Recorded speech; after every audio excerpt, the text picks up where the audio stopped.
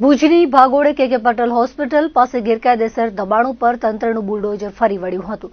ભુજની કે પટેલ હોસ્પિટલ સામે અને બાજુના વિસ્તારમાં થયેલા ગેરકાયદેસર દબાણોને દૂર કરવા તંત્ર દ્વારા અનેક વખત નોટિસ પાઠવવામાં આવી હતી.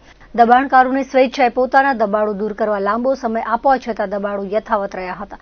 શુક્રવારે ભુજ મામલતદાર દ્વારા ગેરકાયદેસર દબાણોને દૂર કરવાની કામગીરી હાથ ધરાઈ હતી. જે તે સ્થળ પર પોતાનો માલિકીનો હક સાબિત કરવામાં નિષ્ફળ રહેલા દબાણકારોના દબાણોને દૂર કરાયા હતા. મામલતદારની કચેરી દ્વારા ચુસ્ત બંદોબસ્ત સાથે 11 જેટલા દબાણોને તોડી પાડવામાં આવ્યા હતા.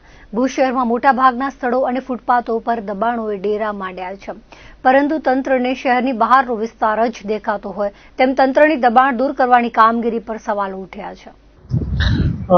આ દબાણ જ્યારથી પ્રક્રિયા શરૂ કરી હતી ત્યારે સંપૂર્ણ રીતે આપણે એમને 3 વાર નોટિસ આપી અને સાંભળવામાં આવ્યા છે.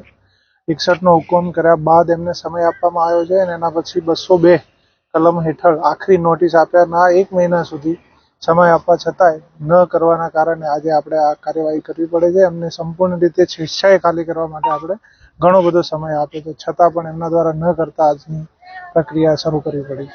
ટોટલ અહીંયા 11 થી વધુ દબાણો છે અને એમને ડ્યુ પ્રોસિજર ફોલો કરી અને એમને સતત એમના આધાર માલિકી પુરાવાના રજૂ કરવાનું કહેવા છતાં રજૂ ન થયા, એના કારણે આપણે આ પ્રક્રિયા કરેલ છે.